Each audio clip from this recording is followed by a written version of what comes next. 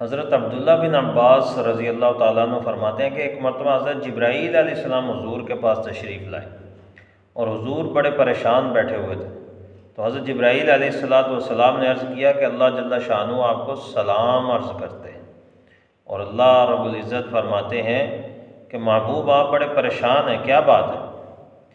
اب اللہ رب العزت تو ہر بات کو جانتے ہیں، ان اللہ علیم بذات الصدور، دلوں کے بھید جانتے ہیں۔ اس کے باوجود یہ پوچھنا جو ہوتا ہے یہ اعزاز و اکرام کے لیے ہوتا ہے، اظہار شرافت کے لیے ہوتا ہے۔ تو بہرحال حضور علیہ والسلام نے ارشاد فرمایا کہ جبرائیل مجھے اپنی امت کا بہت فکر ہے کہ قیامت میں ان کا کیا ہوگا۔ تو جبرائیل علیہ السلام نے فرمایا کہ حضور آپ کفار کے بارے میں پریشان ہیں یا مسلمانوں کے بارے میں پریشان ہیں؟ حضور نے فرمایا کہ مسلمانوں کے بارے میں پریشان، ان کی مجھے فکر ہے۔ تو جبرائیل علیہ السلام نے فرمایا کہ آئیں میرے ساتھ۔ وہ حضور کو لے کر گئے اور ایک قبرستان میں گئے جہاں بنو ایک قبیلہ جو ہے اس کے کچھ لوگ دفن تھے۔ تو حضرت جبرائیل علیہ السلام نے ایک قبر پر ایک پر مارا اور ارشاد فرمایا کہ قم باذن اللہ، اللہ کے حکم سے کھڑا ہو جا۔ تو وہ ایک شخص کھڑا ہوا، وہ بڑا خوبصورت اور بڑا حسین و جمیل چہرے والا، روشن چمکدار چہرہ اس کا، اور وہ کہہ رہا تھا لا الہ الا اللہ محمد الرسول اللہ الحمد للہ رب العالمین۔ تو جبرائیل علیہ السلام نے فرمایا کہ تم اپنی جگہ پہ لوٹ جا، واپس چلا جا۔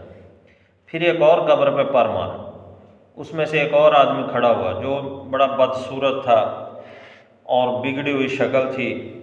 تو اور وہ کھڑا ہوا اور وہ کہنے لگا، کھڑا ہوتے ہی وہ کہنے لگا ہائے افسوس، ہائے شرمندگی، ہائے مصیبت۔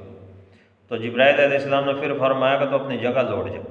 اس کے بعد حضور علیہ السلام سے عرض کیا کہ جس حالت پر یہ لوگ مرتے ہیں اسی حالت پر اٹھائے جائیں گے، جس حالت پر ان کو موت آئے گی یہ اسی حالت میں اٹھیں گے۔ تو انسان کو جس حالت میں موت آتی ہے قیامت والے دن وہ اسی حالت میں اٹھے گا۔ اس لیے اللہ رب العزت سے اس بات کی پناہ مانگنی چاہیے، توبہ کرنی چاہیے، اللہ سے معافی مانگنی چاہیے کہ موت جو ہے وہ ایسی حالت میں آئے کہ جب قیامت والے دن ہم اٹھیں تو ہمیں اللہ کے دربار میں حاضر ہوتے ہوئے شرمندگی نہ ہو، کسی گناہ کے اندر موت نہ آ جائے۔ ہر وقت اللہ سے یہ مانگنا چاہیے، یہ تڑپ کرنی چاہیے۔